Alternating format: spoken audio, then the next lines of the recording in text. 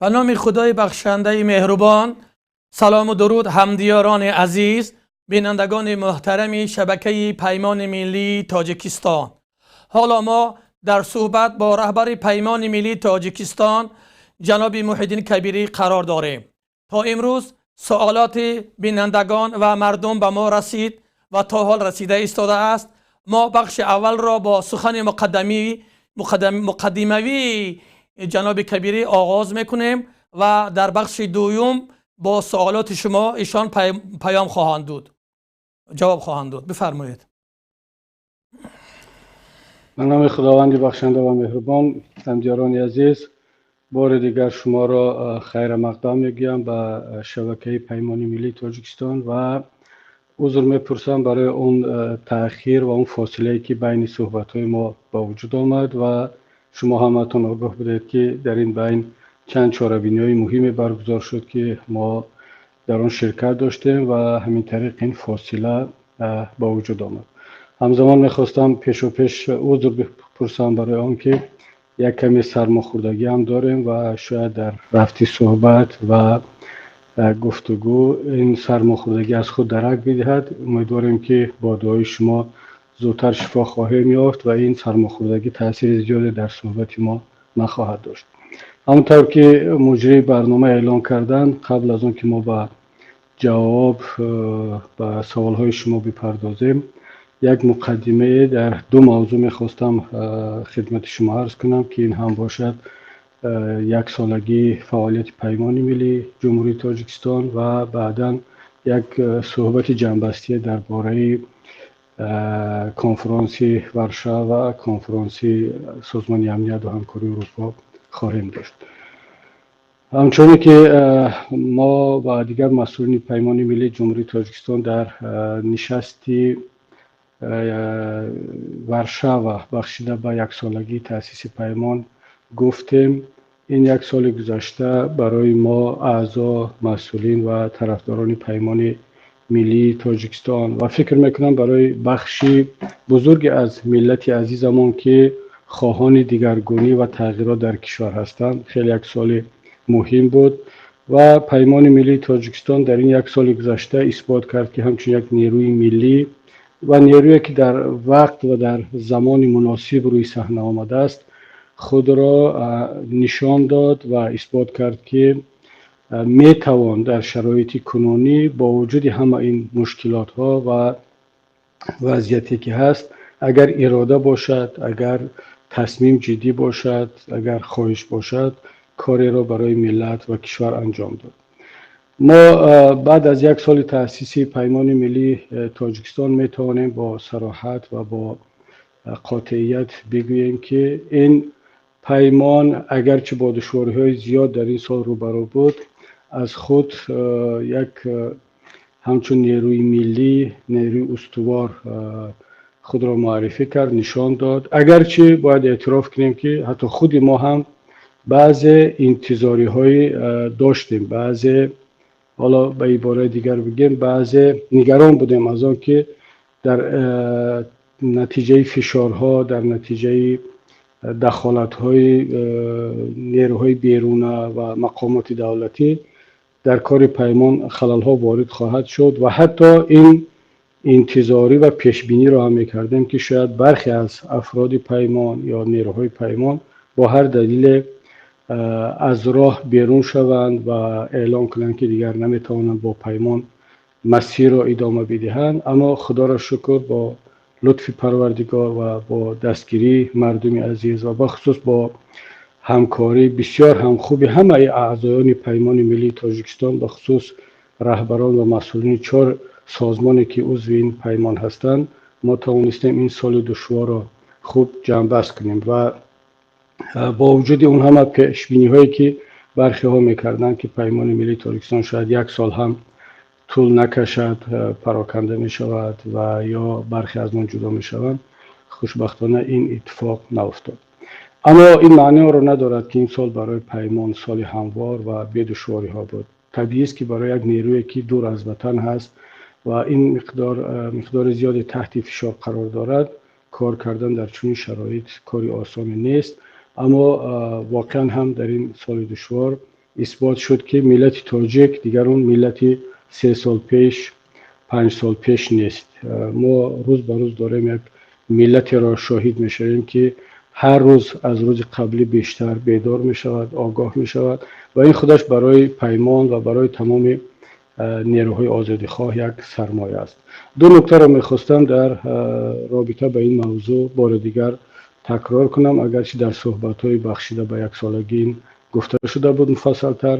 یکی این است که پیمان ملی تاجیکستان به هیچ وجه میدان مبارزه را احتکار یا به اصطلاح مناپول نکرده است، بلکه خودش را یک نیرو و جزئی از ملت میداند. این میدان و این صحنه برای همه باز است. برعکس ما فکر میکنیم که مبارزه برای وطن و ملت تنها مسئولیت پیمان ملی تاجیکستان و دیگر نیروهایی که امروز در صحنه هستند نیست، بلکه هر یک فرد این ملت وظیفه‌دار است، مسئول است که در مبارزه برای بهبودی کشور و ملت سهم خود را بگذارد. ما مطمئن هستیم که هیچ نیروی به تنهایی نمیتواند از عهده این مسئولیت برآید، نه پیمان ملی تاجیکستان، نه احزاب دیگری اعضای این پیمان و نه اون نیروهایی که در صحنه مبارزه هستند اما با پیمان هنوز وصل نگشتند. این را باید همگان بدانیم که آزاد کردن ملت از این وضع بحرانی یک مسئولیت و یک کار دست جمعی است و همه با هم باید این کار را انجام بدیم. نکته دوم این است که پیمان ملی تاجیکستان به هیچگاه خودش را یک سازمان بالاتر، فراتر و یا قویتر از دیگران نمیداند.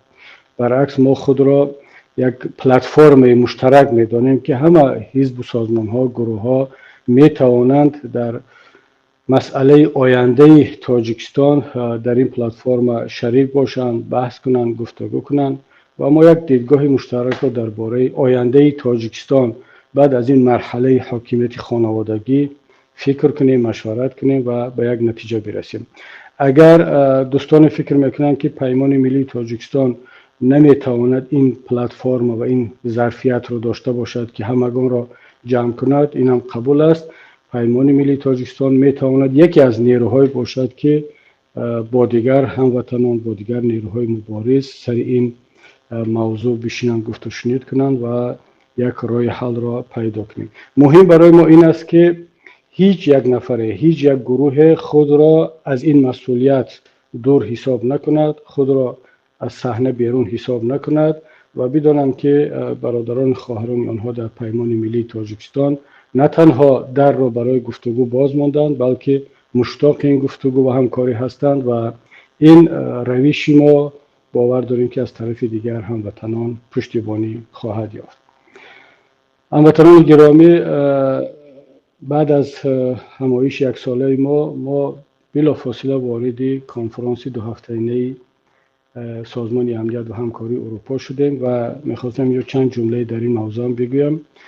اگر ما با چند جمله این کنفرانس را جمع بست یا نتیجه گیری کنیم، میتوان گفت که در مقایسه با سال گذشته یک مقدار بهتر بود این کنفرانس، چون هم هیئت‌هایی که از جامعه شهروندی از حساب مهاجرین در این کنفرانس شرکت داشتند با یک آمادگی بهتر و بیشتر شرکت کردند و هم هیئتی که حکومت را نمایندگی میکرد و هم هیئت رسمی و هم هیئت غیر رسمی یک آمادگی بهتر داشتند. اما متاسفانه باز هم ما تاجیکان در مجموع نتوانستیم از این فرصت خوب استفاده بریم، چون کنفرانس سازمان امنیت و همکاری اروپا این یک فرصت است برای گفتگو، مکالمه و مطرح کردن مشکلات و پیدا کردن راه حل ها.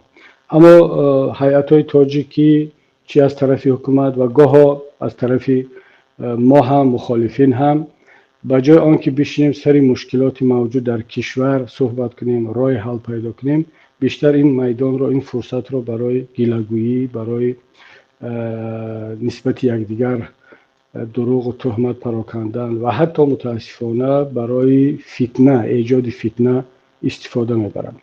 خیلی جای تاسف است که هیئت حکومت قبل از آن که به ورشوا بیاید الکی خودش را برای یک نبرد اطلاعاتی، برای یک برخورد آماده کرده بود و نه تنها خود را حتی فرمت یا چارچوب مناسبت با تاجیکان دیگری اشتراکچی در این کنفرانس را از قبل معین کردند با دادن مصاحبه ها و مقاله هایی که پر از دروغ، فتنه و حتی تحقیر و توهین بود، با پس زدن، کوچک نشان دادن و تقریبا پیام فرستادن که ما چگونه در ورشو مناسبت خواهیم کرد که متاسفانه همون فرمت یا همون چارچوبی که از قبل معین شده بود تقریبا با همین چارچوب این کنفرانس کار خود را به انجام رسانید.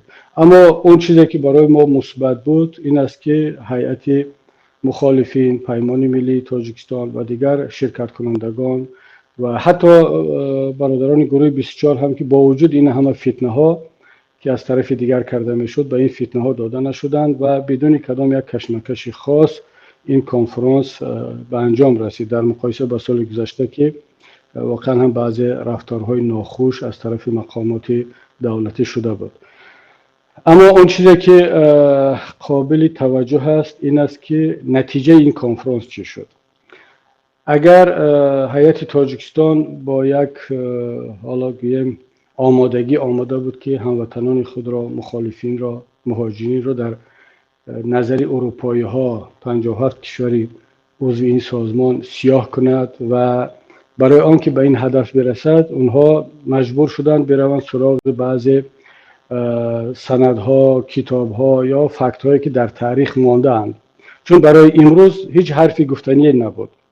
اما هیئت مخالفین، پیمان ملی تاجیکستان و دیگر حزب و حرکت‌ها ما بیشتر دقت را به امروز تاجیکستان جلب کردیم، چون برای جامعه جهانی تاریخ چندان دیگر اهمیت ندارد. برای جهان روندهای امروزه مهمتر است. آنها میخواهند بدانند که در تاجیکستان چی میگذرد امروز، در زندان‌ها چی وضع است، مردم چی آزادی ها دارند، وضع اینترنت چی هست، وضع آزادی بیان، آزادی مطبوعات چگونه است، دموکراتیا و انتخابات ها چگونه صورت میگیرند.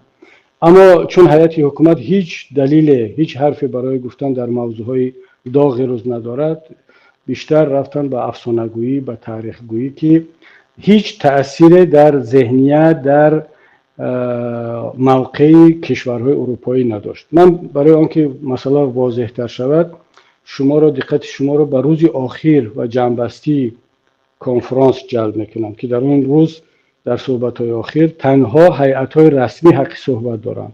ما مثلا جامعه شهروندی در اون قسمت جلسه حق صحبت کردن نداشتیم. اما چی شد؟ حکومت تاجیکستان بار دیگر موقع خود را بیان کرد، اما چند کشور اروپایی، چند کشور عضو سازمان امنیت و همکاری اروپا آمدن با صراحت تمام موقع‌های هیئت حکومت را رد کردند. برعکس گفتند آشکار که در تاجیکستان زندانی‌های سیاسی هست، آزادی ها نیست، شما بالای خش و تبار مخالفینتون فشار میارید، اونها را گروگان گرفتید و طلب کردند که هر چه زودتر از این جنایت ها و از این قانون شکنی ها دست بکشید. ببینید وقتی که نتیجه کار این شد که یگان کشور اروپایی آماده نشد حتی یک مرتبه هم از موقع حکومت تاجیکستان پشتیبانی کند یا طرفداری کند. برعکس همگان هر کسی که درباره تاجیکستان برآمد کرد وضعیت رو منفی گفت و پشتیبانی از موقع جامعه شهروندی کرد. حتی من یک مثال هم میارم که یکی از سفیرها در صحبتش هیئت تاجیکستان را با کلمه مریانیتکا نامگذاری کرد، بهاگذاری کرد. اگر کسانی که میخواهند این را ببینن طولانی نیست، اونا هم اگه 2-3 دقیقه صحبت میکنن در شبکه پیدا کنن و خودشان شاهد باشن که بهاگذاری هیئت‌های رسمی در کنفرانس امنیت و همکاری اروپا نسبت وضعیت تاجیکستان چی بود.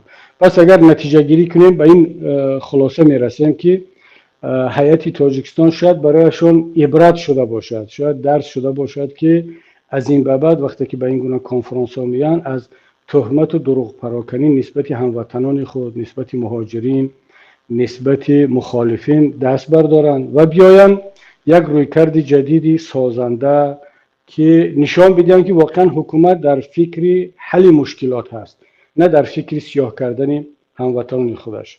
و این از نگاه من برای آینده بهتر می بود.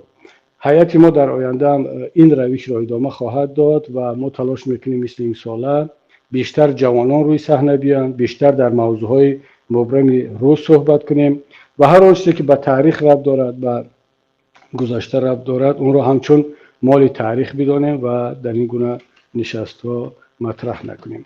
و این بود در مجموع خلاصه ما از این سال که سپری شد که واقعا هم بار دیگر تکرار میکنم مال از حادثه ها بود، ولی در مجموع میتوان گفت که یک سال بسیار مهم برای ملت تاجیک، بخصوص برای مخالفین، برای پیمان ملی تاجیکستان بود و ما این را درک کردیم که ملت دارد روز به روز بالاتر می رود، قوی تر می شود، آگاه تر می شود و در مقابل دیده ایستادیم که حکومت روز به روز دارد موقعش در جامعه جهانی تنگتر می شود، به انزوا یا به حاشیه روندهای جهانی فرستاده بشود و امید دارم که این واقعیت را آنها درک خواهند کرد و برای هرچی زودتر برآوردن ملت و کشور از این وضعیت در جستجوی راه حل خواهند بود. خب دوستان گرامی در استودیو، اگر شما آماده باشید بگذاریم به بخش سوال و جواب ها.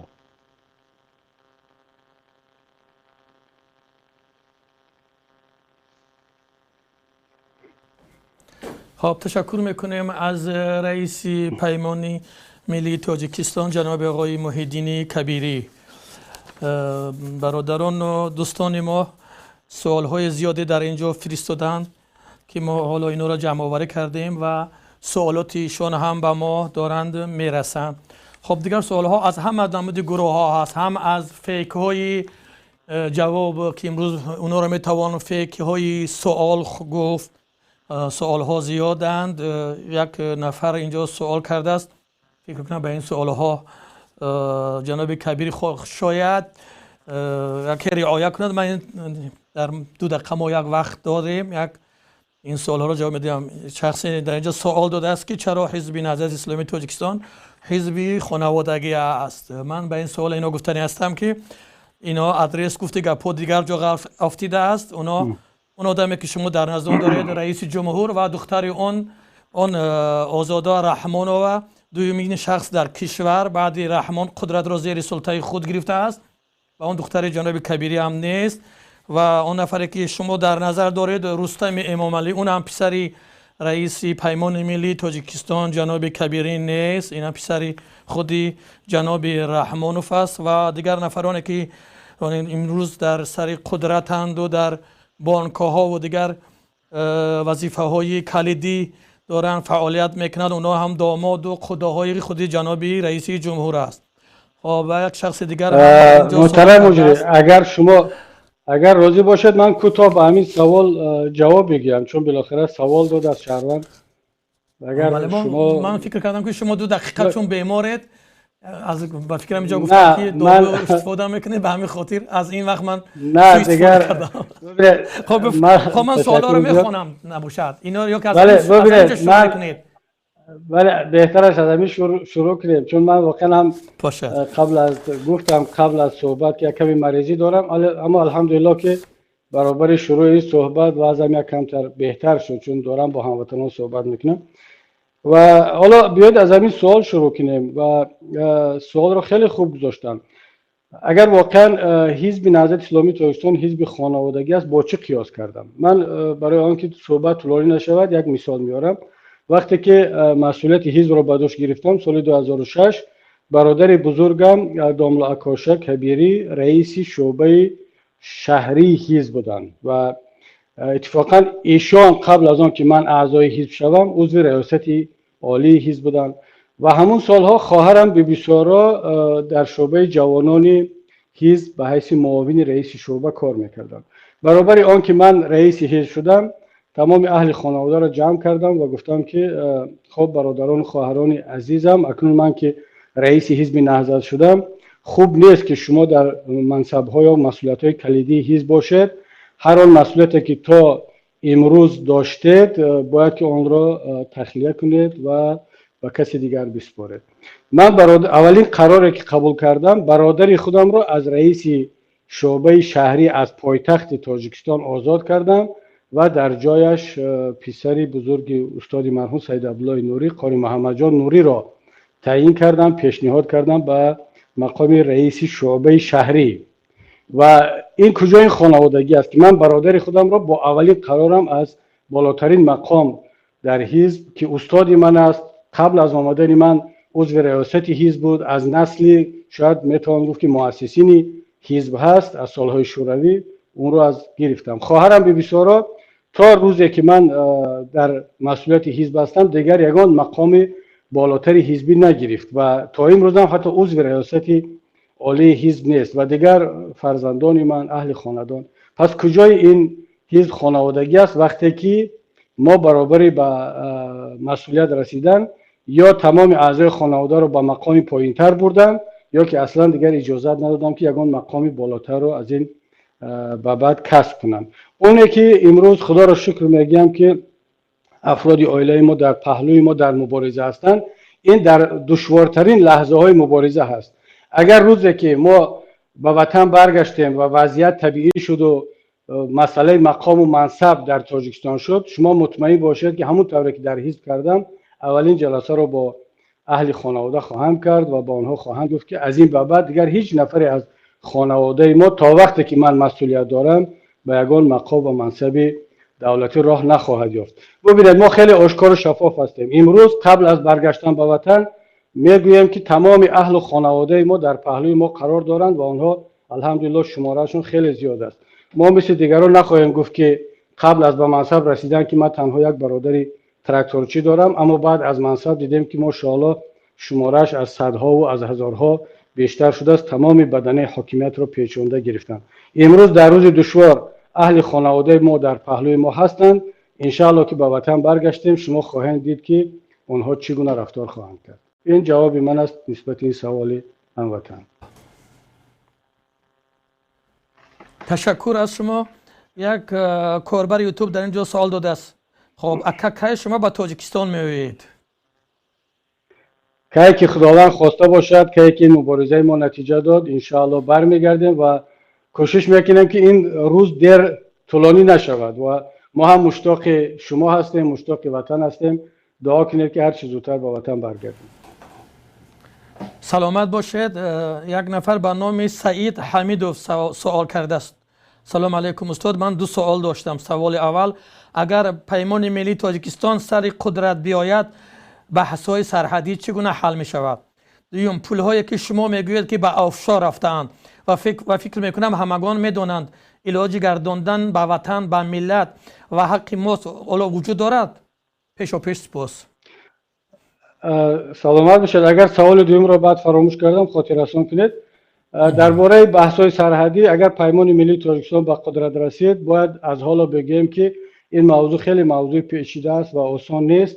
حکومت جمهوری تاجیکستان و خود رهبر امروزه تاجیکستان متاسفانه ملت را در یک وضعیت بسیار دشوار قرار دادند که یک پاره خیلی بزرگی خاک وطن را به کشور همسایه دادند بدون آنکه یک گفت و شنود جدی شود. پنهانی از ملت در پس پرده ها این کار صورت گرفت. معمولا نسبت این گونه مسئله های مهم باید که رفرندوم برگزار شود، ملت نظرش رو بگوید و اگر کسی میخواهد طلب کند از ارشیو پارلمان جمهوری تاجیکستان اون صحبت های من در پارلمان را در روزی که این موضوع در پارلمان بحث میشد من چگونه صحبت کردم، بحثا داشتیم با وزیر وقت خارجه تاجیکستان جناب همراخان ظریفی و باید که این مسئله ها دیگر خیلی حل میشد. الان باید بگویم که اگر پیمان سر قدرت آمد با همسایه قوی و بزرگ مثل چین کاری آسان نیست در موضوع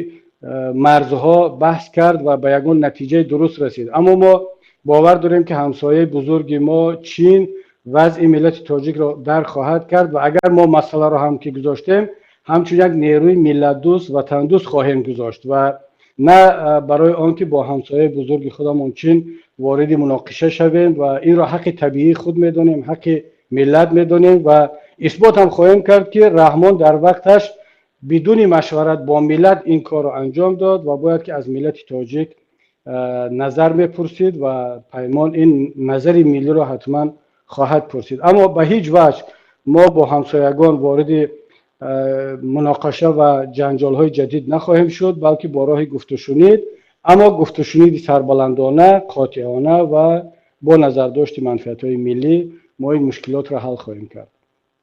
اما درباره سوال دوم شما درباره پولهایی که در آفشور هستند، طبیعی است، این مال ملت است، این سرمایه ملت است و این گونه تجربه در جهان هست.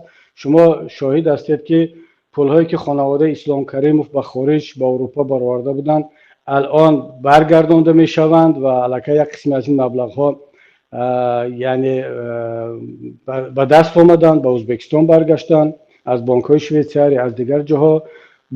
پول هایی که معمر قذافی میلیاردها را به خارج برآورده بود به لیبیا برگردانده می شود. پول هایی که حسنی مبارک برآورده بود به مصر برگردانده شده ایستادند و طبیعی است که اون میلیاردهایی که خانواده رحمان به منطقه آفشور به صورت حساب‌های پنهانی برآوردن، آنها یک به یک دارن آشکار شده ایستادن، حتما برگردانده میشن. و این را هم بگویم که اگر این پولها برگردانده شدن، ما نه تنها یک راغون بلکه چند راغون و ده ها جاده ها، راه های بزرگ، کوپروکا و شاید که صدها بیمارستان و مکتب های جدید خواهیم ساخت و این سرمایه ملت است که از طرف یک خانواده به بیرون برآورده شد و یکی از وظیفه‌های پیمان ملی هم در آینده همین خواهد بود. من حالا با استفاده از این فرصت یک پیشنهاد هم دارم به خود رحمان، به خانواده، که قبل از آن که ملت وارد کار شود وقتی آن است که این پولها را هر چه زودتر خودشان برگردانند و در تاریخ ملت همچون یک دزد باقی نمانند. و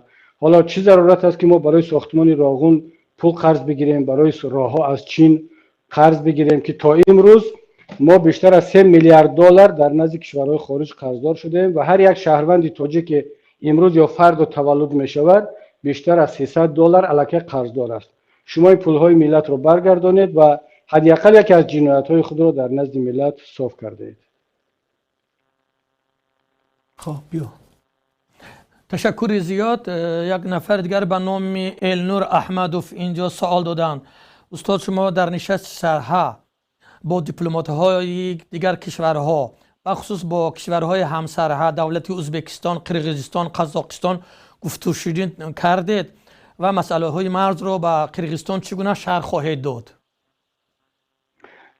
متاسفانه با هیئت‌های کشورهای منطقه مثل قرقیزستان و ازبکستان و قزاقستان فرصت یا امکانیت ملاقات نبود. شما خودتان میدونید که این کشورها تلاش میکنند که از این گونه ملاقات‌ها پرهیز کنند، اما یک سلام علیک و بعض صحبت‌های حاشیه‌ای انجام گرفت.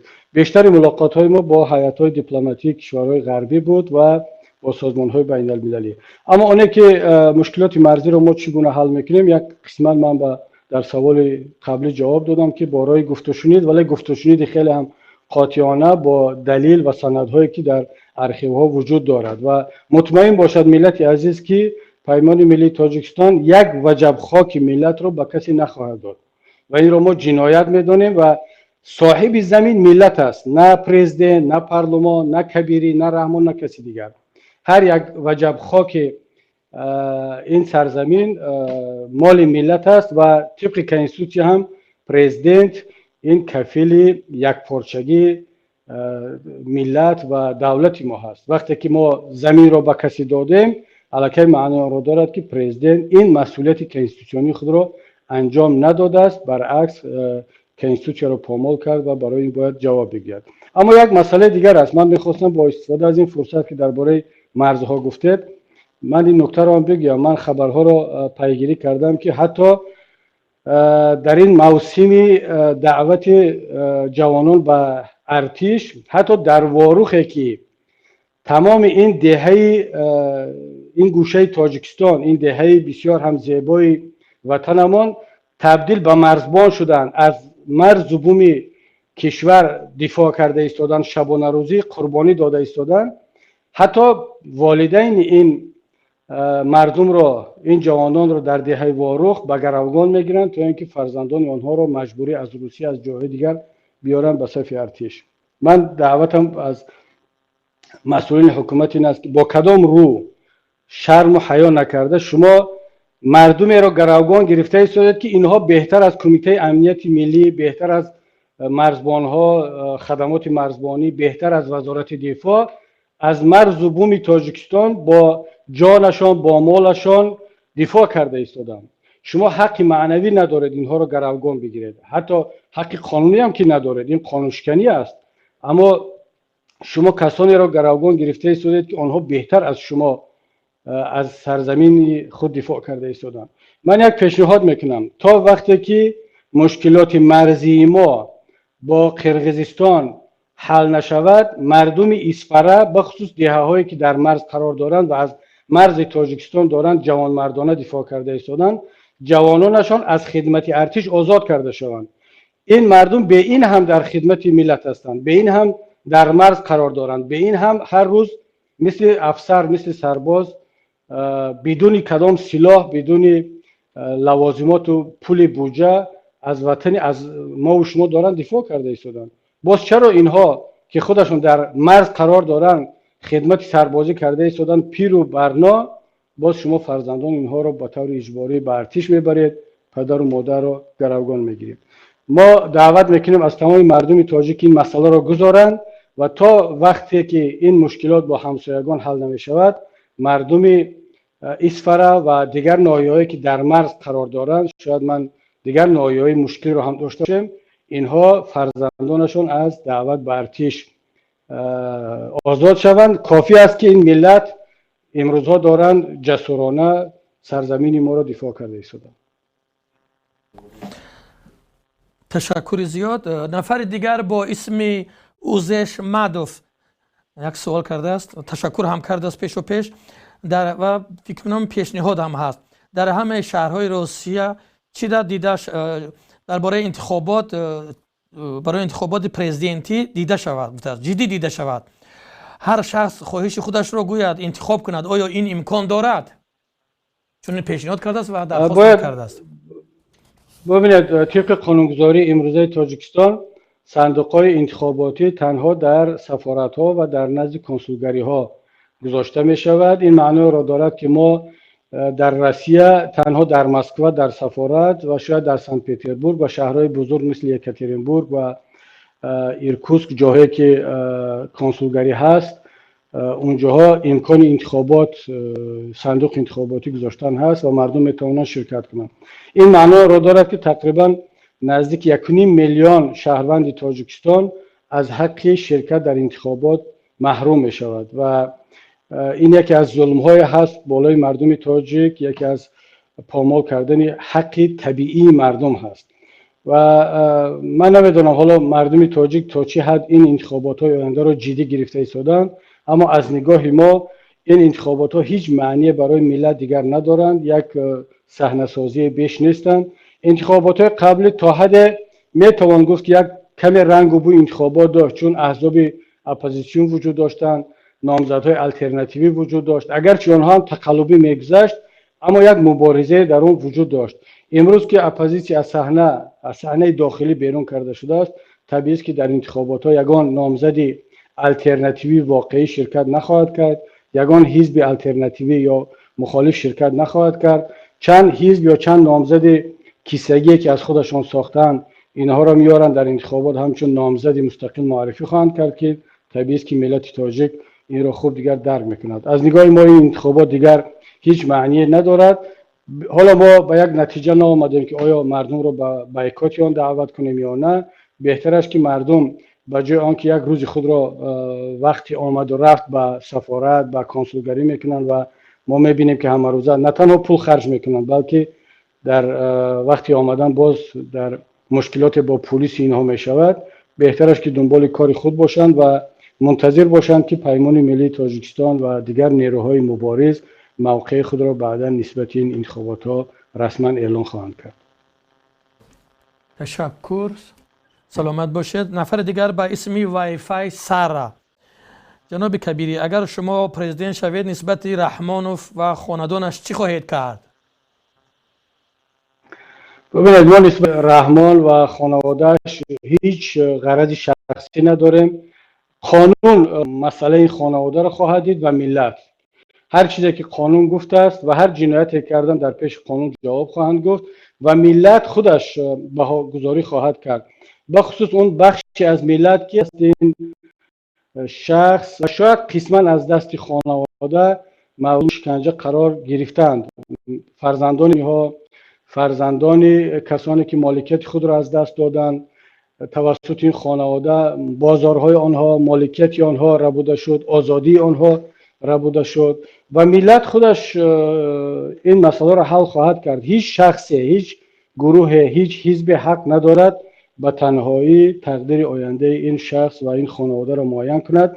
من برای همین بار دیگر دعوت میکنم که مردم بخصوص طرفداران و اعضان پیمان ملی از این گونه اندیشه ها و حس نفرت، کینه و انتقامجویی پرهیز کنند و همه چیز را حواله کنند به قانون و به خود ملت. تشکر زیاد.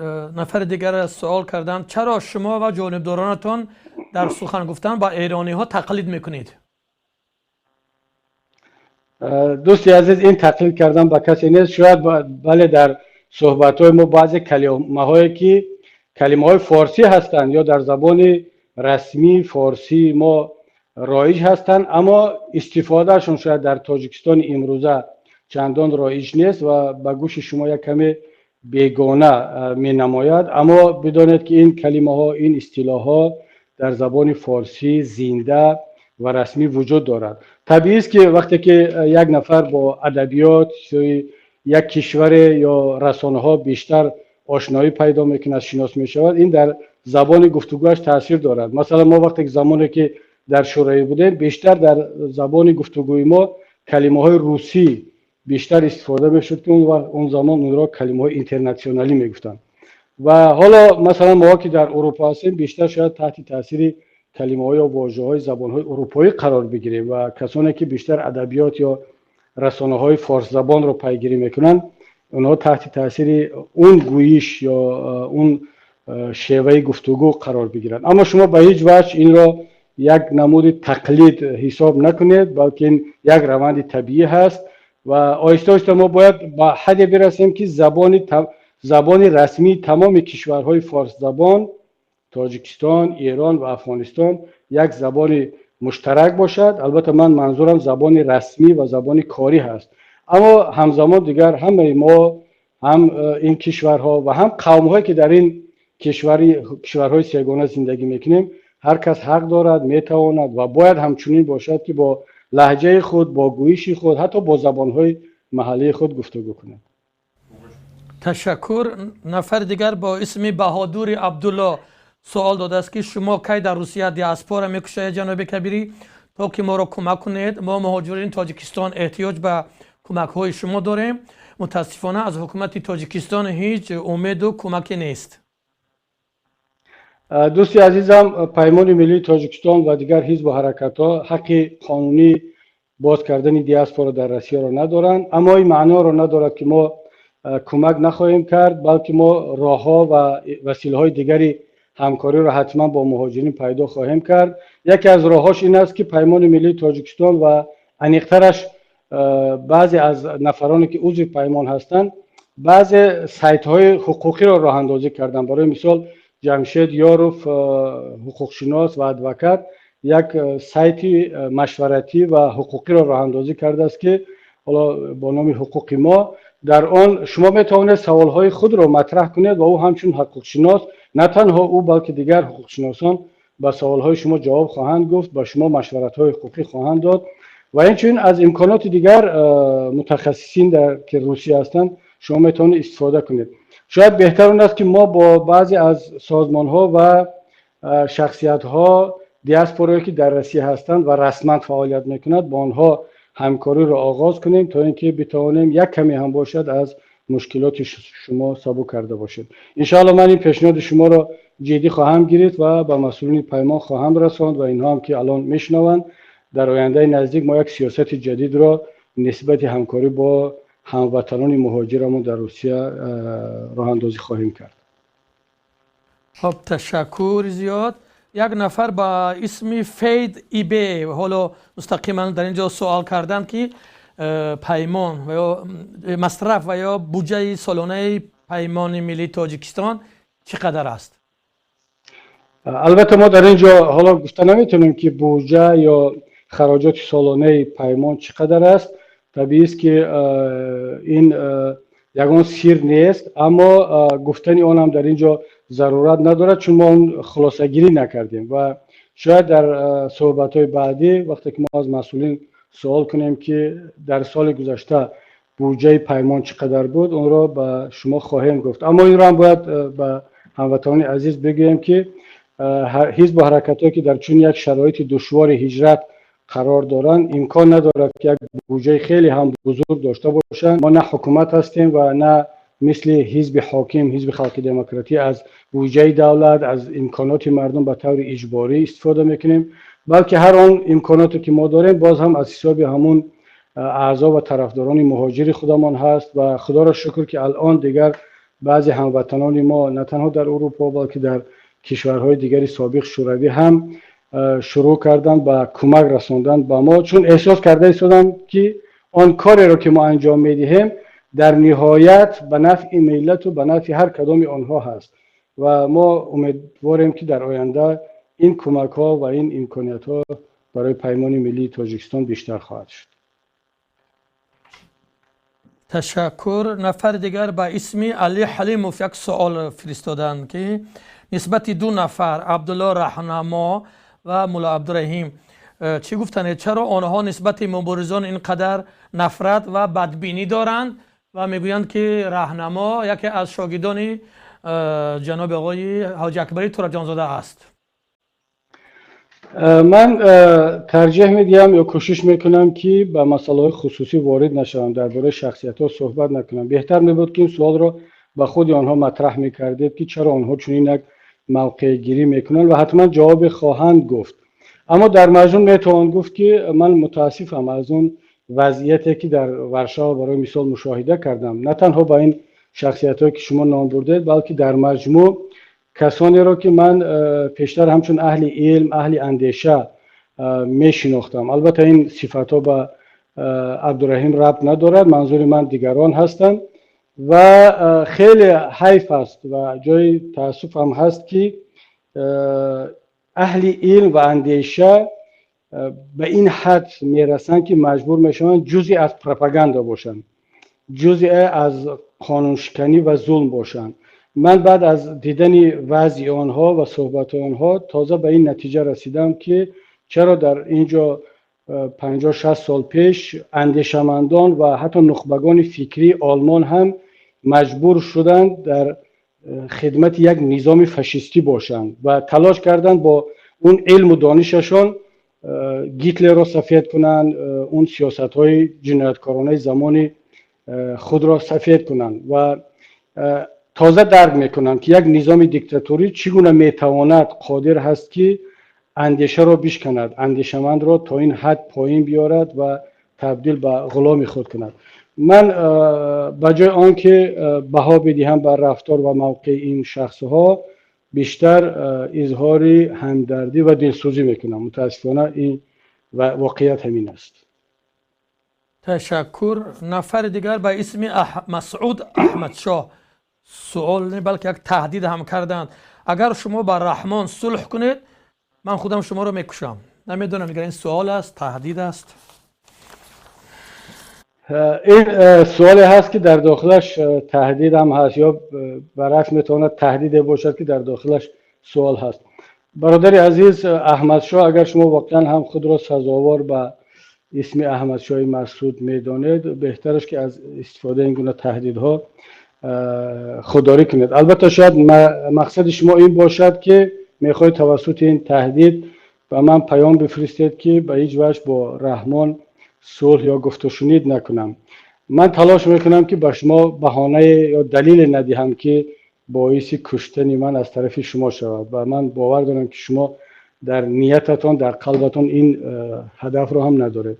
اما شما مطمئن باشید که این صورت نخواهد گرفت و رحمان خودش رو همچون یک انسانی که دیگر اهل گفتگو و صلح و مذاکره نیست نشان داد، عهدشکنی کرد و الان هم که حالا هستیم با اون رفتارهایی که دارد انجام میدهد، رفتارهای یک نفر نیست که صلح میخواهد، گفت و شنید میخواهد یا آرامش کشور و منطقه را میخواهد. اما این به معنی آن است که پیمان ملی تاجیکستان و شخصا خودی من جانبدار صلح و گفت و شنید و سازش نباشیم. برعکس من فکر میکنم که آن کاری را که با صلح و گفت و شنید میشود انجام داد، چرا با روش های دیگر با برخورد انجام بدهیم. اما گفتشونی مذاکره و صلح باکی با خائن طبیعی است که این امکان ندارد. اما نباید همه بدنه حاکمیت را و حتی خود داخل خانواده را جز این خیانتکاران دانست. البته آنها هم در جنایت ها و در خیانت ها تا حد شریک هستند، اما مطمئن باشید ما معلومات ها داریم، پیام ها میرسه که اکثریت مسئولین و مقامداران امروزه تاجیکستان از وضعیت امروزه راضی نیستند. حتی من باور دارم که خود نسل جوان خانواده هم راضی نیست به این رفتارها و روشها، چون آنها میخوان آینده در یک تاجیکستان پیشرفته و معاصر زندگی کنند. میخوان اون بایگری که با راههای دزدی و تقلب و رشوه‌خواری جمع آوردن به یک شکل اون رو استفاده کنند و اونها تماما یک تفکر دیگر دارند. با کسانی که واقعا میخواهند خود را اصلاح کنند، جنایت های خود را سفید کنند و واقعا میخواهند که یک تاجیکستانی بهتر داشته باشند و این قدرت و این جوانمردی را دارند که اعتراف کنند، این امکانیت وجود دارد. ما نباید همه راه ها را ببندیم، اما مطمئن باشید که دیگر با شخص خود رحمانوف هیچ جای هیچ امکانیت گفتشونی دیگر نیست. با چند دلیل، حالا من این دلیل ها رو در اینجا دیگر تکرار نمی کنم و انشاءالله که ما هم برای شما دلیل نخواهیم داد که قصد کشتن ما رو کرده باشید. خب تشکر زیاد. نفر دیگر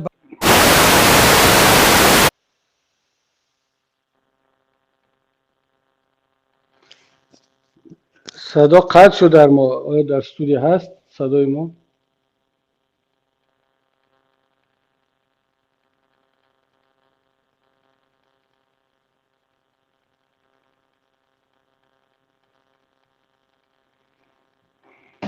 دوستان عزیز در استودیو من صدای شما رو ندارم.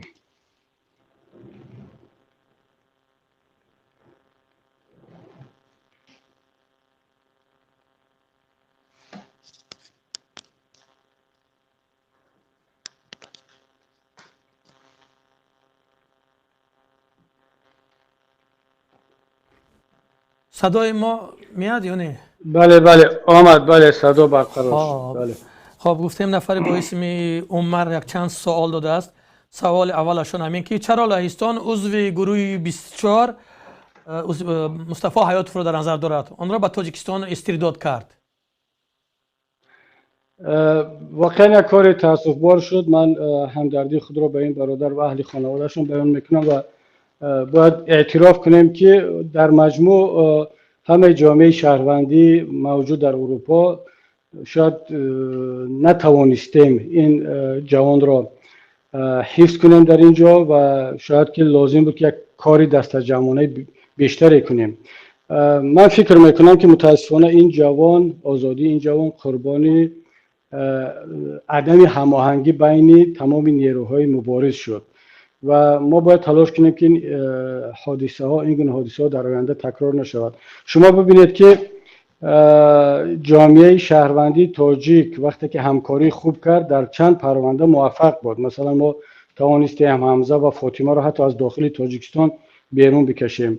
شرافالدین گدایف را توانستیم از داخل تاجیکستان که واقعا کار دشوار بود بیرون بکشیم. چندین نفرهای دیگر که در اروپا بودند، در روسیه بودند، با یک تلاش دست جمعانه آزاد شدند. حتی در خود همین لهستان هم من یادم هست حبیب الله تشیف عضو حزب نهضت اسلامی تاجیکستان دقیقاً در همین حالت قرار داشت، تهدید استرداد بود، ولی بالاخره کار دست جمعانه نتیجه داد. اما در این حالت این دوست جوان مصطفی حیاتوف واقعا یک کمکاری صورت گرفت و باید که نیروهای مبارز به خصوص حزب حرکت‌هایی که در اروپا قرار دارند، در خارج قرار دارند، در این گونه حالت‌ها حیات، آزادی یک انسان را بالاتر از مسئله های گروهی بدانند و همکاری زیادتر کنند و این گونه حادثه ها در آینده تکرار نشود. خیلی جای تاسف است.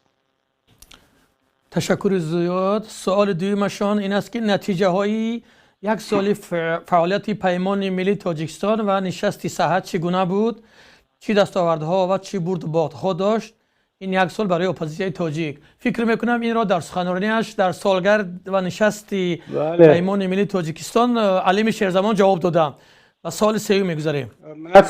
نه تنها علیم، بلکه من در مقدمه این صحبتم با این سوالها جواب گفتم و شاید که در فرصت‌های بعدی وسیع‌تر خواهیم گفت. بله، خب سوال سومشان این است که حل این بحران‌ها، کروپسیا، خشته‌برچگی منصبداران، مشکلات‌های مرزی، ناعهده‌برای حکومت که در وطن ما روز تا روز اوج گرفته است، با فکر شما در چی است؟ یک راه دارد، همون راهی که کشورهای اروپایی با آن رفتند، کشورهای دیگری دموکراتی و آزاد با آن رفتند و این مشکلات را حل کردند. این هم انتخابات‌های آزاد و کاری کنیم که منصبداران از مردم وابسته باشند، نه اینکه مردم از منصبداران. اگر منصبدار، چه اون پرزیدنت رحمان هست، چه وزیر هست، چه هر کسی دیگر هست، بداند که اگر نادرست رفتار کرد، رشوه گرفت، کروپسیا را به کروپسیا راه داد، مسئولیت خود را خوب انجام نداد، در انتخابات بعدی مردم از طریق انتخابات او را عوض خواهند کرد، به جای او یک حزب دیگر را خواهند آورد، حتما رفتار خود را تغییر میدهد. اما در شرایط تاجیکستان اینها میدونن که دیگر از طریق انتخابات با رأی مردم اینها عوض نمیشوند. اینها خودشون دیگران رو عوض میکنن، اینها مردم رو حتی عوض میکنن، حتی احزاب رو دیگر میکنن، آماده هستن که حتی ملت رو دیگر کنن. و یگانه راه دوستی عزیز، اگر واقعا ما میخواهیم که وضعیت تغییر کند و اون مشکلات که شما نامبر کردید حل شوند، یگان ولسپید رو از نو اختراع کردن در کار نیست، یگان راهی نو اختراع کردن در کار نیست، بلکه همون تجربه که دیگر ملت ها با آن رسیدن آن را باید استفاده برد و هر چیز زودتر از این دیکتاتور خلاص شویم، یک شرایط خوبی را بیاریم که انتخابات آزاد باشد، پرزیدنت عوض شود زود، وزیرها عوض شوند، احزاب عوض شود، دپوتات ها عوض شوند و مردم تواند با راه انتخابات هر چیز زودتر و هر وقتی که خواست مسئولین خود را عوض کند. خب سوال 4 عمر این است که از انتخابات ریاست جمهوری کشور دوست و برادر ما افغانستان چه انتظارات دارید و چه تاثیر این انتخابات به کشور ما در روابط دو جانبه و به منطقه دارد؟ اولش که من امید دارم از همسایگان عزیز خودمان، مردم افغانستان، با خصوص مسئولین کشور دوست، که این انتخابات را طرز جنبست کنند که به نفع ملت افغانستان باشد، به نفع مردم باشد و اجازه ندهند که افغانستان وارد یک بحران جدید شود و افغانستان دچار مشکلات زیاد هست. باید که بالاخره به یک صلح ملی برسند و با این صلح ملی نمیتوان در یک شرایط بحرانی رسید. من باور دارم که عقل سالم پیروز می شود و همه طرفهای شرکت کننده در انتخابات به رأی مردم افغانستان احترام خواهند گذاشت و اون رأی واقعی را اعلان خواهند کرد. و از طرف دیگر ملت افغانستان و سیاستمداران افغانستان واقعا با این انتخابات نه تنها برای جهانیان بلکه برای مردم ما هم یک درس دادند که چگونه در یک شرایط جنگی و بحرانی باز میتوان یک انتخابات نسبتا دموکراتی را هم با شرکت نامزدهای زیاد با دیدگاه‌های گوناگون راه اندازی کرد و با وجود آورد. باید که اعتراف کرد که ملت افغانستان در این مسئله ها یک مقدار از ما، نه تنها از ما تاجیکان بلکه از کشورهای آسیای مرکزی پیشتر است. متاسفانه بعضی از کارشناسان حتی هموطنان ما وقتی که میخواهند مقایسه کنند تاجیکستان را یا تاجیکان را مثال میزنند از افغانستان، به خبر از آن که مردم جبر دیده ولی سربلند و آزادخواه افغانستان الکی از ما یک سر و گردن پیش رفته است. در این کشور ده ها و شاید صدها شبکه‌های تلویزیونی مستقل عمل میکنند. حتی تاجیکان ما دیگر رفتن بیشتر تماشا میکنن این کانال ها را، چون در اونجا آزادی هست، در اونجا بحث هست، در اونجا نقطه نظر الटरनेटिव و گوناگون هست. و اگر ملت افغانستان هر چیز زودتر از این تشنج و از این برخورد رها بیابد، من باور دارم که در یک مدت کوتاه واقعا یک نمونه کشور آزاد و پیشرفته را نشان خواهد داد. ما تاجیکستانی ها باید از برادران افغانستانی خودمان راه اندازی یک انتخابات ها و رقابت های سالم و آشکار را بیاموزیم و این یک درس بزرگ بود که ما از همسایه کشور گرفتیم. تشکر زیاد. سوال دیگر عمر این است که تأثیر فعالیت اپوزیسیا در خارج به کشور ما چگونه بود و به نظر شما چه خیلی است وزیر؟ من فکر میکنم که فعالیت اپوزیسیون تاجیک در خارج خیلی تاثیر دارد در داخل تاجیکستان. اگر تاثیر نمیداشت حکومت اینترنت رو بلاک نمیکرد، فیسبوک و یوتیوب و دیگر شبکه ها رو مسدود نمیکرد، سرعت اینترنت رو پایین نمی آورد و نرخ اینترنت رو تلاش نمیکرد که بالا برد و این صدها و شاید هزارها مقاله ها و نوشته ها و تحلیل های راست و دروغ را که در رسانه ها و شبکه ها شب و روز می نویسند علیه اپوزیسیا، این همش درک از آن می دهد که فعالیت اپوزیسیای تاجیک در داخل کشور تاثیر دارد. می خوانند، می شنوند، می بینند و روز به روز این تاثیر بیشتر شده ایستاده است. شما ببینید، مقایسه کنید مثلا شبکه هایی که از طرف فعالان در خارج بوده راه اندازی شده از صحبت هایشان و مقایسه کنید با صحبت ها با مواد هایی که طرفداران حکومت پخش میکنند، چقدر تماشابین دارد، چقدر بیننده دارد و فرق از زمین تا آسمان. این معنی را دارد که تاثیر روز به روز زیاد شده ایستاده است و اون حالا یک مقدار هیجان و یک مقدار نفرتی که در زبان و در ادبیات و گفتمان مقامات دولتی تاجیکستان و طرفدارانشان نسبت اپوزیسیا وقتهای آخر مشاهده می شود، بیانگر آن است که خیلی تحت فشار قرار گرفتند و من باور دارم که در آینده نزدیک یک تغییرات جدی را در فضای اطلاعاتی و رسانه‌ای کشور و بیرون از کشور شما شاهد خواهید بود. سلامت باشید. این هم سوال آخری برادر عمر، نظر شما درباره انتخابات ریاست جمهوری آینده تاجیکستان و یک سوالی که من خیلی میخواستم به این جواب گویید، نظر شما درباره احمدشاه مسعود، نقش او در صلح تاجیکان، کمک او به مهاجران تاجیک در آن سالها و فشار او بالای حنید برای صلح به حکومت به گفته ملا عبدالرحیم. من در قسمت سوال با این گفته است که گذاشتن یک خیابان و یک کوچه به نام او در دوشنبه به فکر شما. من درباره اون قسمتی که به انتخابات ربط داشت جواب گفتم، دیگر بر نمیگردم. اما درباره جایگاه و تاثیر احمدشاه مسعود در سیاست های تاجیکستان باید گفت که اولا اینکه واقعا احمدشاه مسعود یک شهید راه آزادی و مبارزه است. حداقل من این اعتراف رو میکنم، خودم این را قبول دارم و نقش ایشان را در صلح تاجیکان و در حادثه های مربوط به تاجیکستان من در عموم مثبت میبینم. من وقتی که تمام این حالت ها را تحلیل و بررسی کردم، در مجموع میتوان گفت که یک نقش بسیار مثبت بازیده است. اولش اینکه وقتی که تاجیکان هجرت کردند به افغانستان، همچون یک هموطن و همچون یک مبارز آنها را جا داد، همراه با استاد مرحوم برهان الدین ربانی و دیگر رهبران و قماندان های جهادی افغانستان نه تنها جا دادند بلکه کمک کردند با سلاح و مهمات و هر چیزی که در امکانشان بود به مبارزین تاجیک کمک کردند تا اینکه آنها بتوانند این مقاومت را راه اندازی کنند و با سری بلند به تاجیکستان برگردند. اما واقعا هم در مرحله های بعدی یک حالت پیش آمد که خودی احمدشاه مسعود، خودی استاد ربانی تحت فشار طالبان و کشورهای دیگر قرار گرفتند و از کابل فرار کردند، در یک گوشه از افغانستان جا گرفتند و نیاز به یک تاجیکستان همچون عقیبگاه داشتند که تاجیکستان آرام باشد، با ثبات باشد و بنابر همین توانستند رهبریت نهضت اسلامی تاجیکستان با خصوص استاد مرحوم سید عبدالله نوری و دیگر رهبران را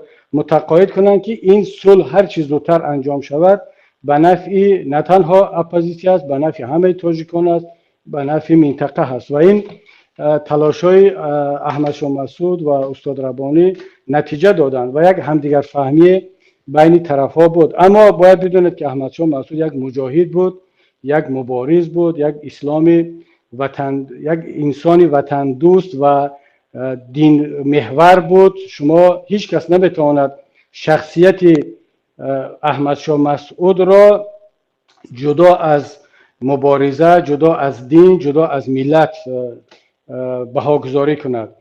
من باید بگویم که هم احمدشاه مسعود و هم استاد ربانی فکر نکنم اگر امروز می بودن از وضعیتی که در تاجیکستان میگذرد راضی می بودن. من حالا متاسفانه هیچ فرصت این خوشبختی ملاقات با احمد شاه مسعود را نداشتم، اما می توانم با امانت از ملاقات با استاد شهید برهانالدین ربانی بگویم. وقتی که دقیقا یک هفته قبل از شهادتش در حاشیه کنفرانس وحدت اسلامی در تهران ما ملاقات داشتیم، در اتاقی که زندگی میکرد دعوت کردم. خیلی طولانی با هیئت استاد سید عمر حسینی بود، با دیگر بچه ها، شاید کسانی هم که شمس‌الدین سعید دیگران هم که هستند الان، با هم رفتیم با ایشان صحبت کردیم.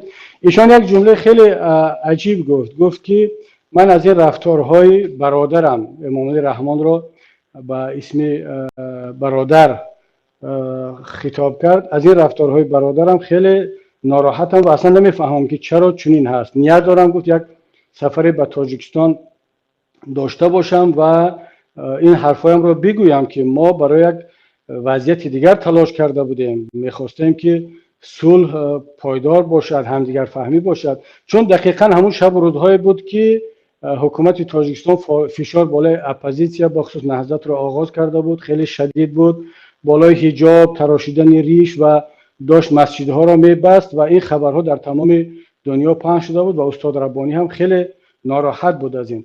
همون شب و روز ما انجمن حزب داشتیم، تقریبا ماه سپتامبر بود، ما این کنفرانس در تابستان برگزار شد در تهران و من از استاد خواهش کردم که ما انجمن حزب داریم، همین ماه سپتامبر شما تشریف بیارید به تاجیکستان، دعوت میکنیم و هم در کنفرانس ما شرکت کنید و هم این صحبت‌های خود را با مسئولین تاجیکستان انجام بدهید.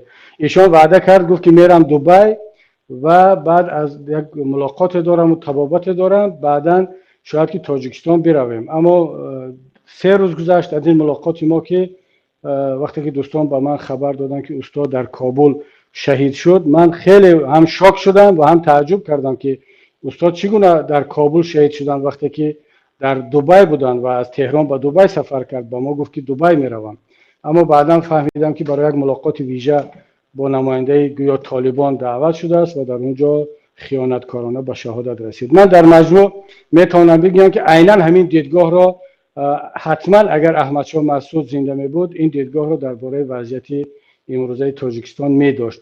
هر چیزی که برای زنده نگه داشتن خاطره و یاد این بزرگواران استاد ربانی و احمد شاه مسعود اگر کرده شود، چی با گذاشتن نام ایشان به خیابان یا به هر جای دیگر، ما جانبدار هستیم و آنها سزاوار بیشتر از این هستند.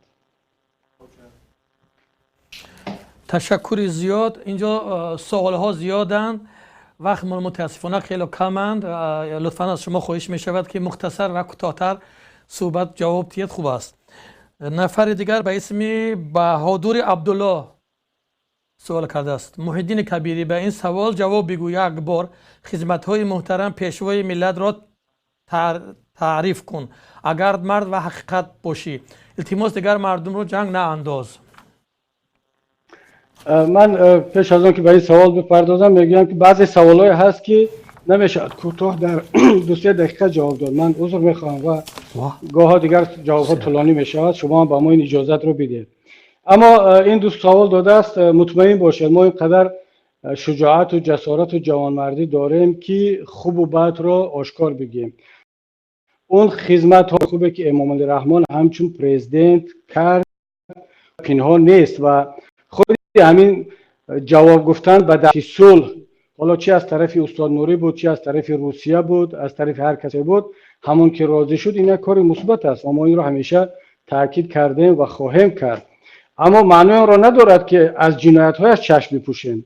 اگر خدمت هایش رو میگیم که اون مسئولیتش بود، برای اون کارهایی که همچون پرزیدنت کارهای خوبی که انجام داد از ملت معاش میگیرد، ملت به اون ماشین میدهد، جای کار و جای زندگی داده است.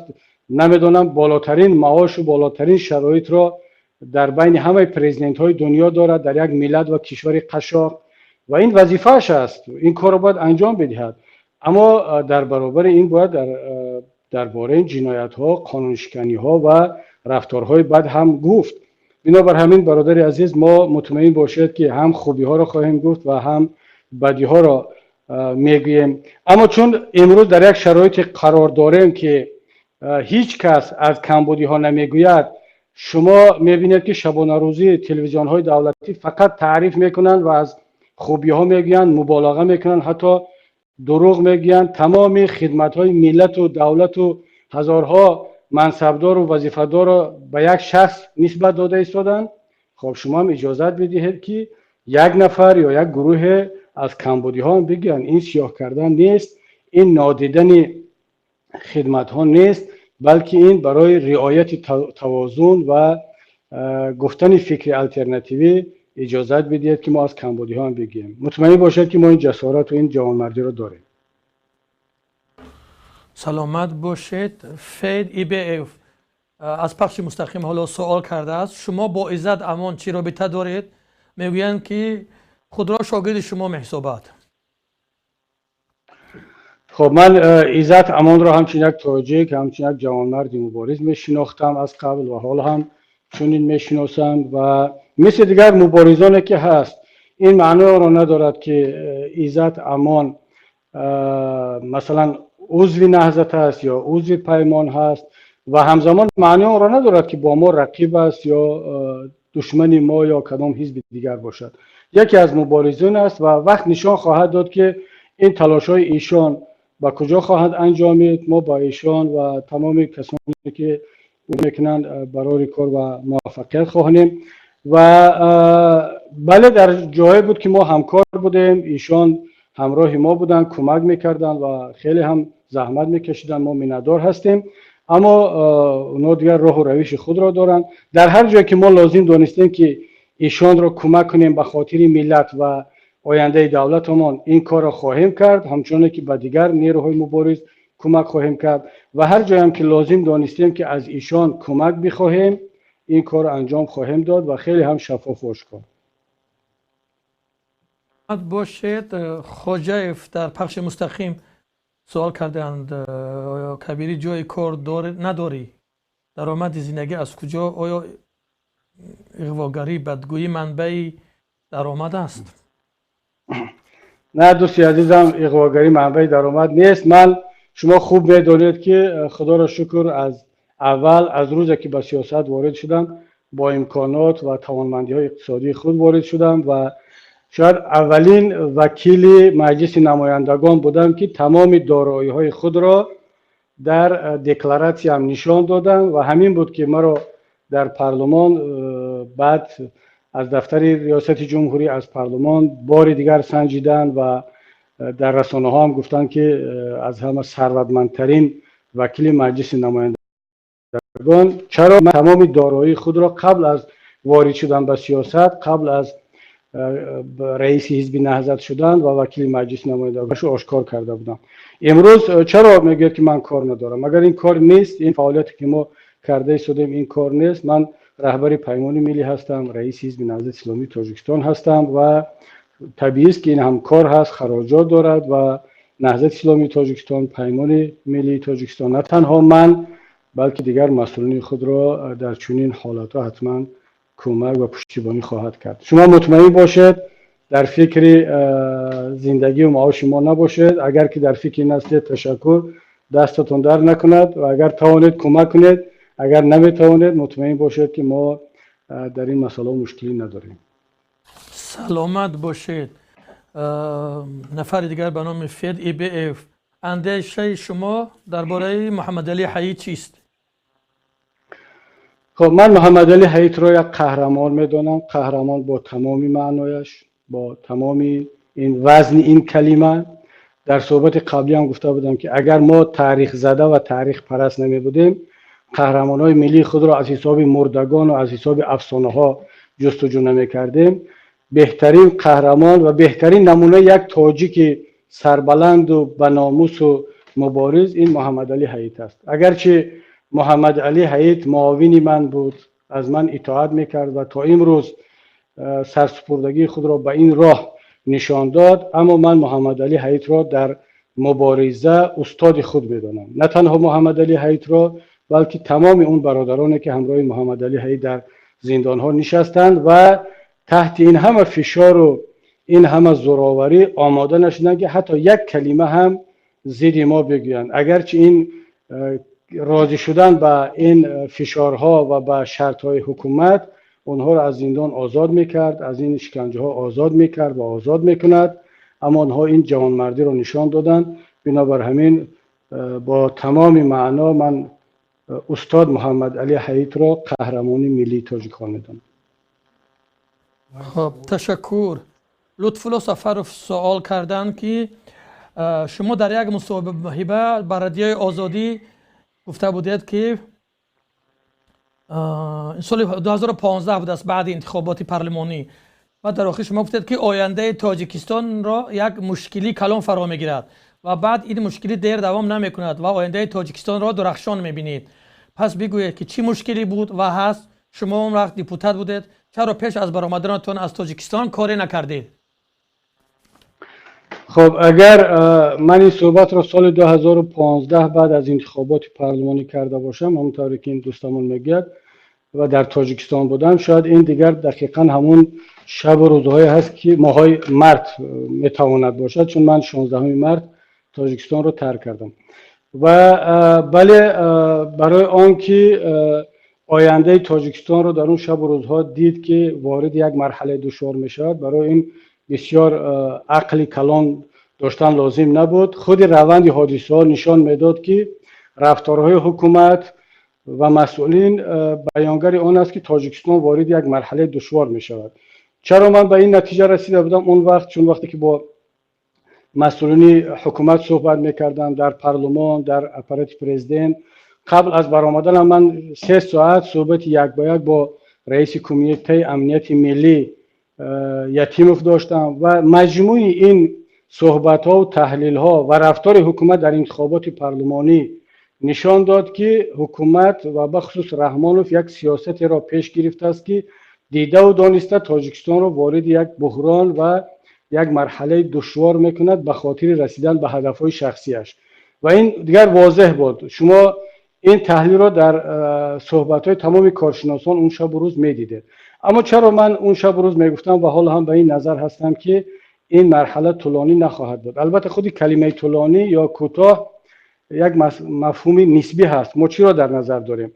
مثلا چند سال در نزد تاریخ خیلی کوتاه هست و من امید دارم، ما تلاش کرده ایستیم که این مدت کوتاه باشد، کوتاهتر از آنی که رحمان میخواهد. یعنی ما هر چیز زودتر این مرحله دشوار را بگذاریم، مرحله که ملت الان در آن قرار دارد، در یک حاکمیت بحرانی خانوادگی و شاید چند سال دیگر طول میکشد.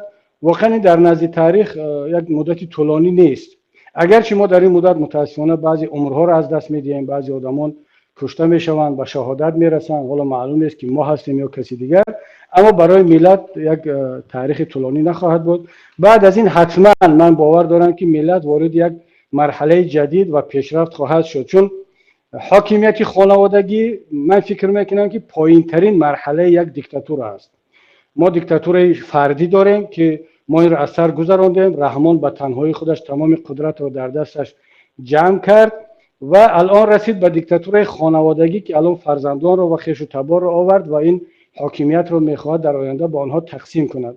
من فکر میکنم این پایین ترین مرحله هست که یک دیکتاتور میتواند از خودش نشان بدهد و پایین ترین مرحله یک ملت هم هست. یا ملت میتواند به طور طولانی این تحقیر رو تحمل کند که یک نفر و یک خانواده او را حاکمیت برانند، بدزدند و تمام دارایی و ثروت یک ملت را برای خود و خانواده خود بگیرند. من فکر میکنم از این بیشتر ملت تحمل نخواهد کرد.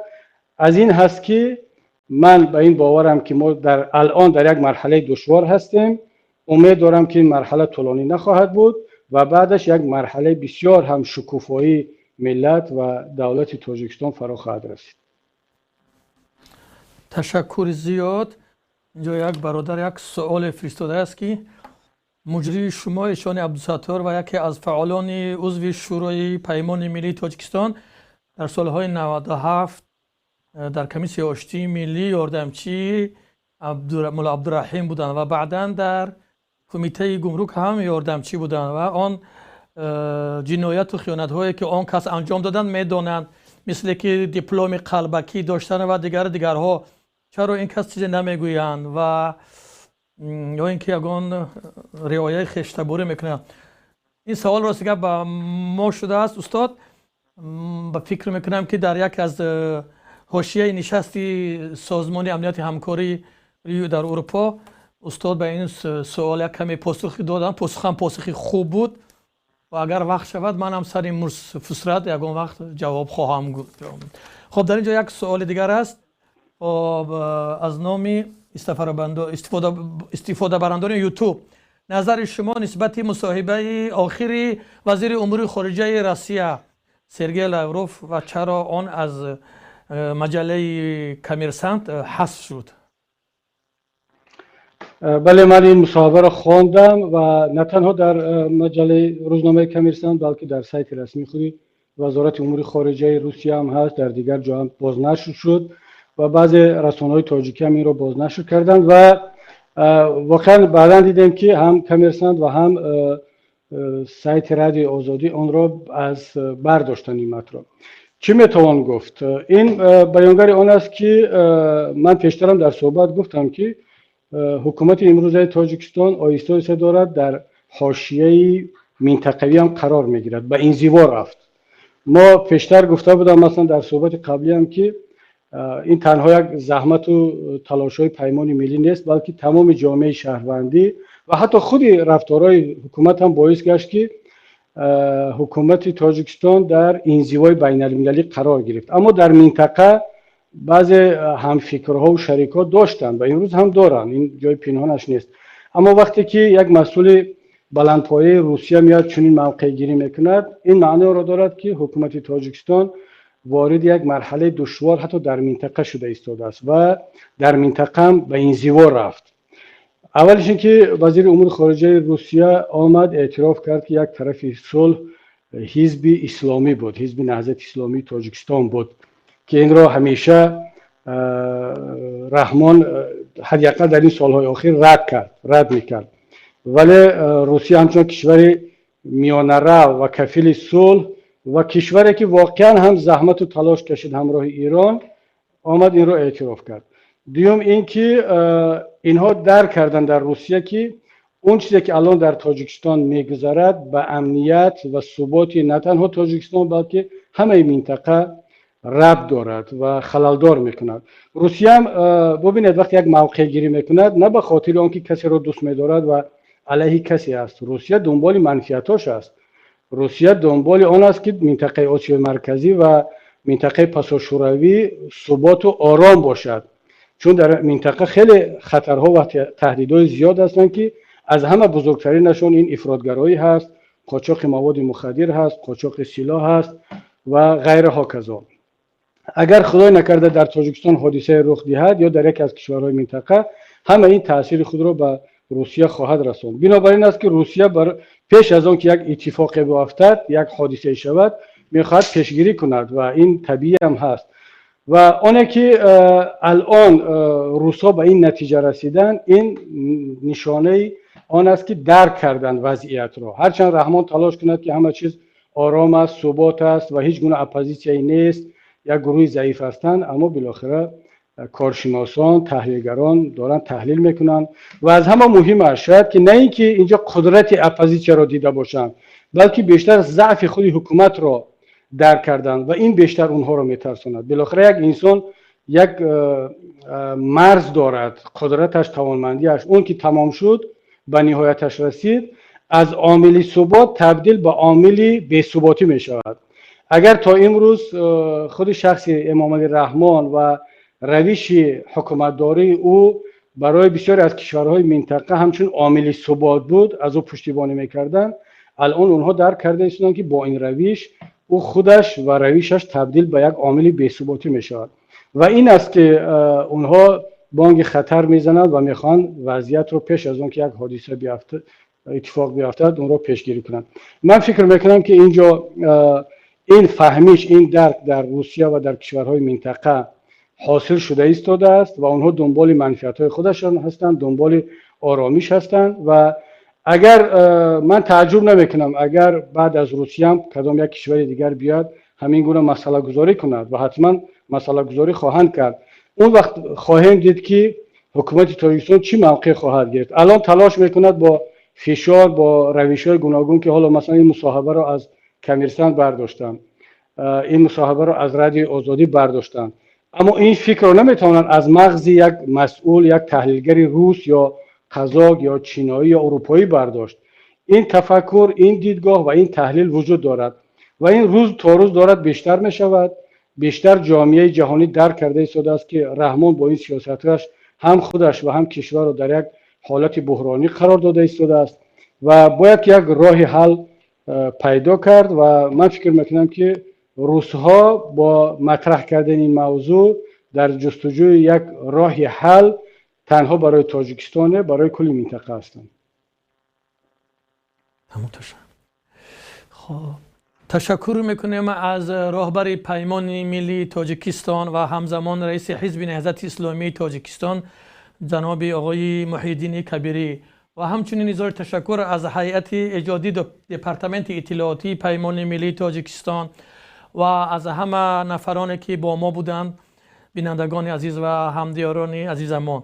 و اینچنین یادآور میشویم که این سوال هایی که حالا جناب کبیری پاسخ دادن اینها همه در شبکه اجتماعی یوتیوب بودن و سوالات زیاد هم اینجا در شبکه اجتماعی فیسبوک جمع آوری شده است و در بخش دوم با این سوالات شما حتما رهبر پیمان ملی تاجیکستان جناب محی الدین کبیری جواب خواهند گفت. سلامت باشید تا بازدید.